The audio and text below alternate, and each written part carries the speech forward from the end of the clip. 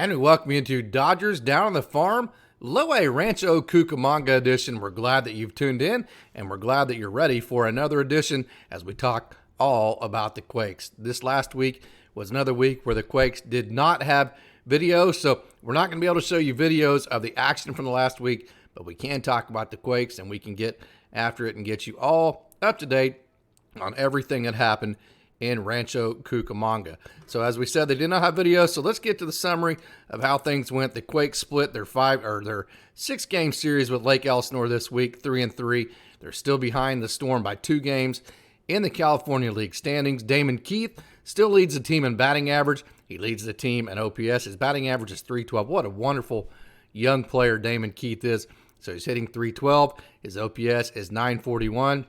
He leads the team in RBIs with 27, and he's tied with Luis Diaz, who's been playing very, very good lately in home runs at 8. So quite a young player for Damon Keith out of Cal Baptist. I would imagine that we're going to get to see him at High A Great Lakes at some time this season, probably sooner, if not later. So what a young, and I showed you a video of him last week throwing out a guy from right field, so he has a big arm too, so a great player in Damon Keith. Jermaine Rosario continues to throw very well for the Low A Rancho Cucamonga Quakes. His ERA is down to 1.86, or at least his ERA in May was 1.86, and he threw well in his first outing in June as well, putting up zeros in the 4.2 innings of work that he had there. So again, Jermaine Rosario, 1.86 ERA in May, and then he threw up a 0 in 4.2 innings in his first outing in June.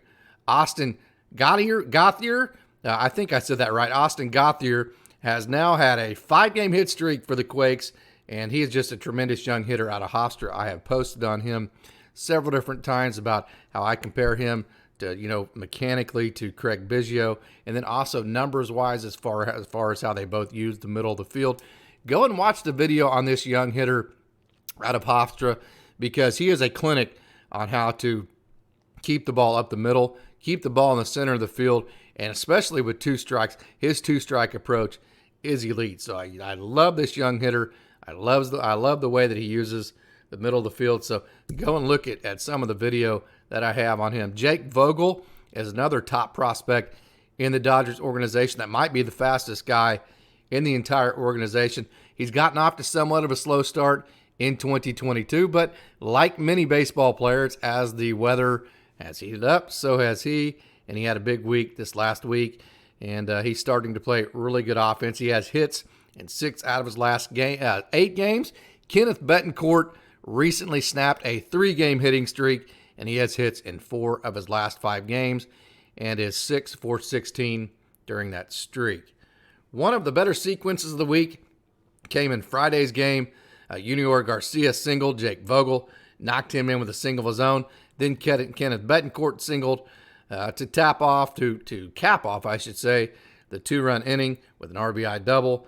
And then that scored Jake Vogel.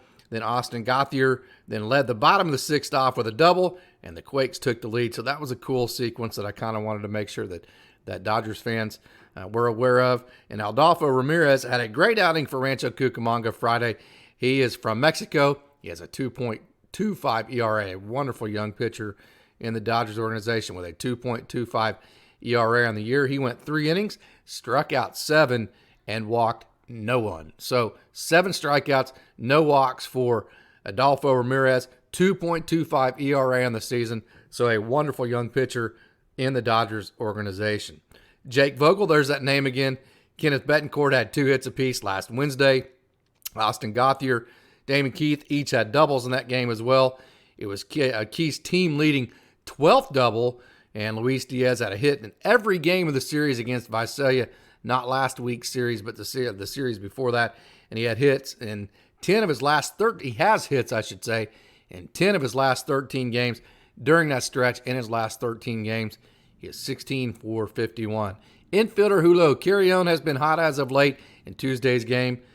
He had a very good game where he had multiple hits.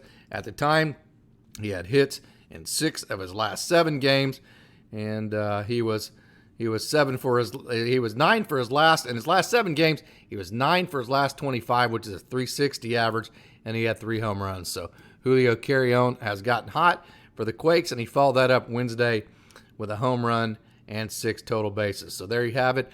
There is your Dodgers Down on the Farm report for Rancho Cucamonga for this week. I'm glad that you've tuned in. And as always, I hope that you log on to DodgerPokeReport.com or visit Dodger Poke Report on all the social media platforms, Facebook, Twitter, Instagram, or TikTok. This is also going to become a podcast. So go to your podcast streaming service of your choice. Search Dodgers Down on the Farm. That's Dodgers Down on the Farm. You could probably also find it if you search Dodger Poke Report. And then it'll be right there. And don't forget to subscribe. So each time Dodger Poke Report releases a new Dodgers Down on the Farm podcast, you will be notified and you won't miss a thing from Dodger Poke Report. As always, I'm glad that you've tuned in, and go Dodgers.